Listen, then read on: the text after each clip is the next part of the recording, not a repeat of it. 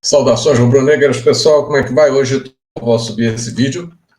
Aqui é Celso do canal Soflá do Urubu. Estou aqui, galera, para compartilhar com vocês uma análise que eu fiz a de todas as equipes que vão participar das oitavas de final da Copa da Libertadores. E, principalmente, olhando ali para frente, quem poderá ser nossos adversários e como é que eles estão. Então, vamos bater um papinho rápido sobre esse assunto, né? Mas, antes de mais nada, quero pedir a vocês que deem um like, inscrevam-se no canal, aperta ali o sininho, ele vai avisar sempre quando eu subir um vídeo, você é avisado e vem lá. E você que está aqui com a gente há um ano, né? Fizemos anos de canal agora em maio, né? Já chegamos aí próximo aos 1.500 inscritos, é pouco ainda, nosso canal ainda é pequeno, mas certamente com esse crescimento orgânico, as pessoas que gostam do entretenimento que a gente passa aqui, a gente vai aumentar de tamanho aí, né? Então, produção, bota a vinheta do programa.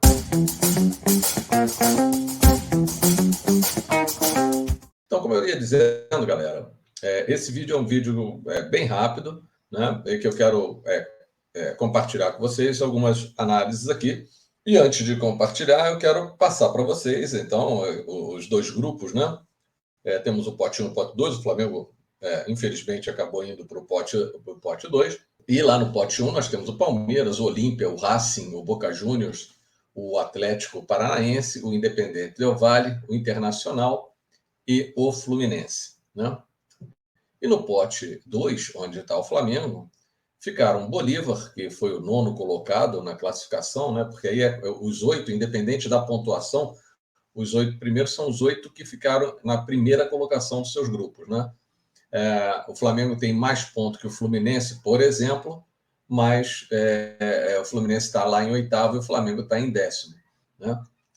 E aí vem o Nacional do Uruguai, o Argentino Júnior, o Atlético Mineiro, o River Plate, o Atlético Nacional e o Deportivo Pereira.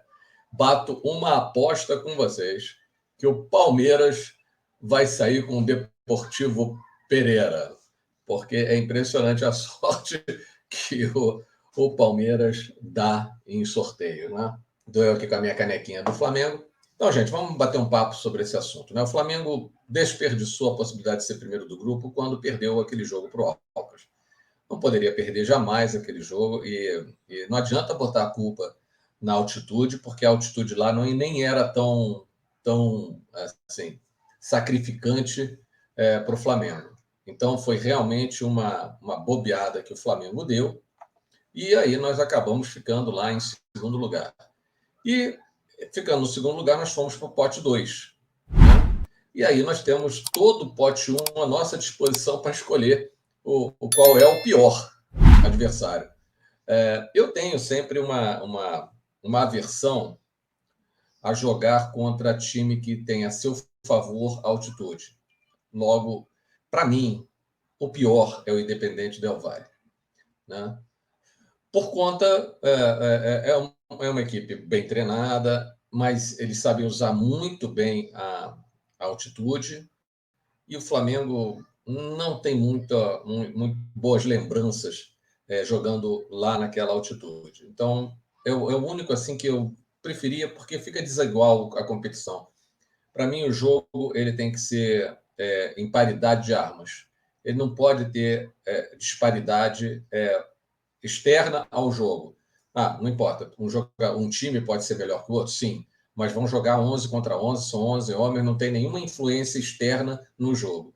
No caso do jogo contra o Independente Del Valle, tem, sim, uma influência externa que afeta uma das equipes. E isso, para mim, é antidesportivo. Isso deveria ser eliminado da Libertadores. Quer dizer, mas eles vêm aqui e jogam no calor. Ou tu acha que o verão deles lá não tem calor, não? Nós estamos na América do Sul, galera. Calor tem em tudo quanto é lugar, tá certo? A altitude é que tem em alguns lugares e não tem em outros. Agora, calor na América Latina, não vem com essa que para mim não cola, não. Tá certo? Se você estivesse falando um time da Suíça E um time brasileiro, ok, poderia haver essa disparidade de armas. Agora, um time da Colômbia, da Bolívia, do Equador e um time do Rio de Janeiro, sinto muito. Temperatura não é desculpa, tá certo? Então, altitude, para mim, não é que seja desculpa, ele tira a paridade de armas do jogo, né? Então, é o único que eu não queria enfrentar. Deixa ele lá pro River Plate, pro Atlético Mineiro. Porra, pro Atlético Mineiro essa é uma boa, né? Atlético Mineiro, Independente Del Valle, enfim, Independente Del Valle sapecar lá o Atlético Mineiro. Mas, para mim, não, que nós não venhamos a pegar o Independente Del Valle, eu quero que o Independente Del Valle seja eliminado, ou ele fique enfrentando outros e seja eliminado pouco antes de nos enfrentar. Porque assim, ou então a gente encontra com eles lá na final, que é num campo neutro, ou seja, não chega a ser tão neutro assim, certo? É no Maracanã, e aí sim, vamos ver quem tem mais panela para vender, tá certo? Galera, antes da gente entrar no nosso próximo tema, eu vou botar aqui para vocês. Nosso canal, ele não é monetizado ainda, tá certo? Mas sempre tem pessoas que contribuem, que querem contribuir, e aí tem aí essa QR Code, que quem quiser fazer qualquer contribuição e puder, ou seja, aqui é 0800, tá? É só uma contribuição puramente quem quiser fazer, aponte seu celular para esse QR Code e faça a sua contribuição, se assim você desejar, tá bom? Então, vamos voltar a falar dessa parte dos confrontos. Então, o Flamengo terá que enfrentar os times nessa oitava de final, o time do pote 1, né? Então, voltando lá, vamos olhar de novo. O pote 1 tem lá o Palmeiras, o Olímpia, o Racing, o Boca Juniors, o Atlético Paranaense, o Independente Del Valle, o Internacional e o Fluminense. Vamos dar uma olhada. Eu fiz isso na Libertadores passada, eu achei que ficou legal, que ajudou muito a gente a analisar os pesos de cada uma das equipes que nós íamos enfrentar, considerando a camisa, considerando o peso da camisa, né? Considerando a performance dela na atual Libertadores. E, claro, a gente, olhando isso, a gente pode chegar à conclusão que tem algumas equipes que seria bom evitar, né? Se é uma equipe, por exemplo, o Palmeiras. O Palmeiras é uma equipe fortíssima, e, bom, eu não tenho medo do Palmeiras, mas, poxa, se puder evitar, ótimo. Se puder enfrentá-los um pouquinho mais para frente, melhor ainda. Se eles forem eliminados, muito melhor ainda, né? Então, eu não tenho assim muita preocupação enquanto há paridade de armas, né? Como eu falei antes, eu não tenho muita preocupação de pegar o Palmeiras. Mas olhando para o pote 1, poxa, tem outros que a gente pode ter um pouquinho mais de vontade de estar enfrentando, né? Então, gente, essa Libertadores e esse grupo das oitavas, ele tem uma característica muito diferente do ano passado, por exemplo. O número de equipes muito bem ranqueadas, com histórico de vitórias em Libertadores, né, campeões de Libertadores, é talvez o maior grupo de times com esse tipo de histórico, ou seja, times com camisas muito pesadas, tanto no pote 1 quanto no pote 2. River Plate é do pote 2, o Nacional do Uruguai é um time também tradicional. Aí tem o Flamengo, que agora está despontando, né? O Atlético Mineiro já ganhou a Libertadores. Do outro lado, nós temos o Internacional, que já foi campeão. Nós temos o Boca Júnior, muito tradicional. O Olímpia, nos bons tempos, uma equipe muito, muito, muito ganhadora. O Palmeiras também. Então, essa Libertadores ela tem uma concentração de equipes, e aí é que a gente pode olhar, que eu fiz aqui, eu vou mostrar para vocês. Esse pequeno gráfico aqui, eu vou sair da tela para mostrar para vocês apenas o gráfico. Vou ficar aqui no cantinho, tá certo? E vocês vão ver aqui, ó. Opa, deixa eu sair daqui. Vocês vão ver aqui que eu botei ali embaixo, bem no cantinho, pote 1, uma setinha laranja, né? E embaixo de cada equipe que está no pote 1, eu tenho lá uma setinha amarela. Ali na coluna do desempenho, né, estão os percentuais de desempenho, as faixas percentuais de desempenho de cada equipe, né? Começando lá em 40% e terminando lá na parte de 85%, já que ninguém conseguiu atingir a faixa dos 100% nessa Libertadores. Todo mundo perdeu pelo menos um jogo, perdeu ponto e não conseguiu atingir a pontuação máxima. Então, ali está o desempenho da atual Libertadores.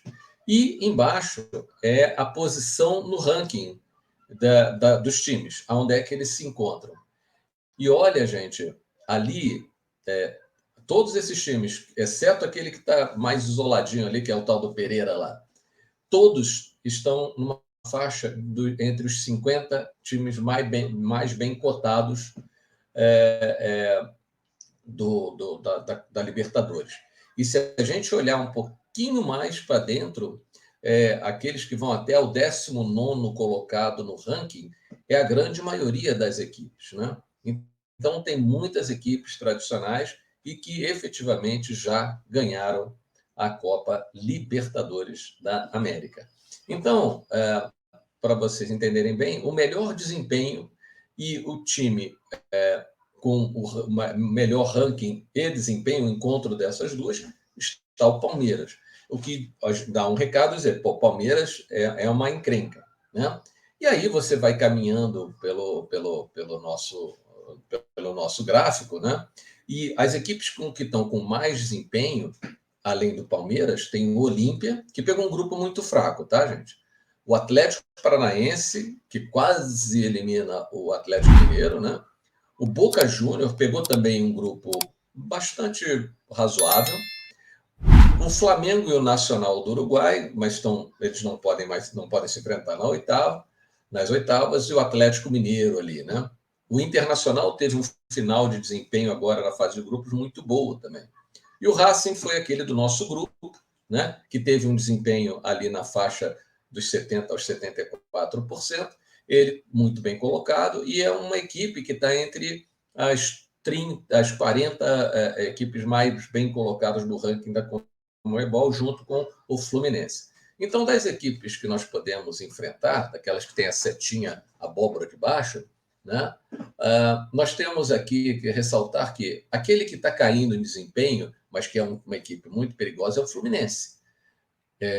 Muita gente pode dizer, bom, daqui a um mês, não necessariamente o Fluminense está da mesma maneira.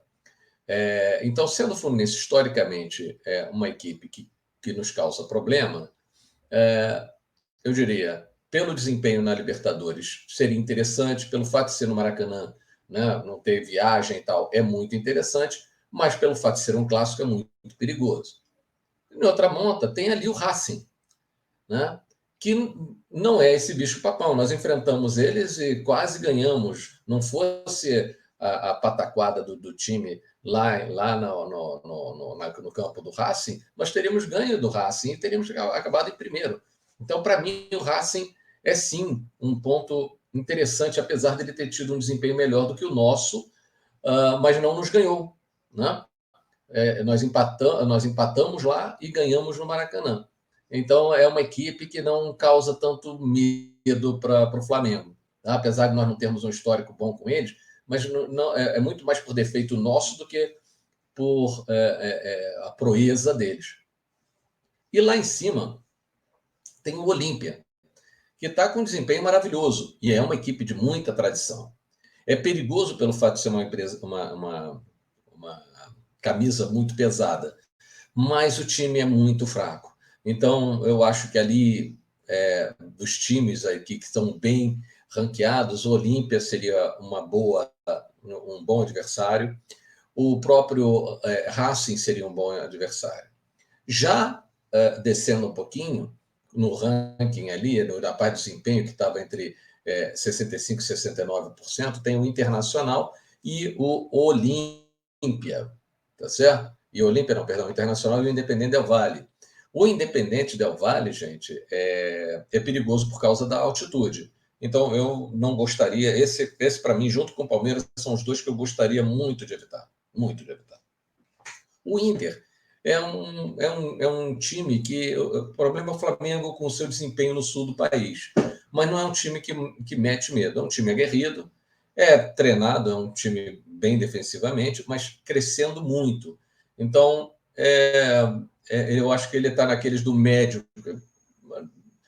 Se puder evitar, é bom. Tá certo? Atlético Paranaense e Boca Júnior. O Boca, nos últimos anos, não tem tido um desempenho tão bom na Libertadores, mas esse ano se classificou em primeiro com um bom desempenho. É uma equipe perigosa, que é muito tradicional. A Bombonera é um estádio que realmente cria muito problema para os brasileiros. E o Flamengo, às vezes, dá umas pataquadas fora de casa. Eu acho que ficaria ruim e, certamente, jogando a segunda na casa dos caras, a gente pode ter problema. E eles são muito bons na catimba quando eles estão jogando fora. Então, eles impedem que o jogo aconteça quando eles estão como visitantes e criam muito problema para o visitante lá na Bombonera. Então, ali, esse Boca Juniors, eu prefiro evitar. Atlético Paranaense, eu já estou de saco cheio de enfrentar. Então, eu não quero enfrentar o Atlético Paranaense, porque, porra, é a mesma coisa, sempre batida essa história. A gente tem a maioria das nossos desempenhos, a gente não tem lá muito problema com eles aqui no Maracanã, mas a gente sempre tem muito problema com eles lá em Curitiba. Então, esse também é um que, mais pelo saco cheio mesmo, eu gostaria de evitar. Então, vamos dar uma resumida aqui nessa bagaça? Então, galera, o que eu acho que eu gostaria de enfrentar? Os dois principais, o Racing e o Olímpia, nessa ordem. E em terceiro, o Fluminense. Quem eu não quero enfrentar de jeito nenhum, nesse momento, o Independente Del Valle, por causa da altitude, e o Palmeiras, por conta de estar um time mais estruturado, um time melhor preparado, né? Já está com o técnico há, sei lá, acho que 3 anos. Então, é um negócio complicado para a gente pegar agora nas oitavas. Eu prefiro pegar o Palmeiras quando o São Paulo já tiver ajustado melhor o time. Agora, eu prefiro pegar times que estão ou são um pouco mais fracos ou estão desajustados.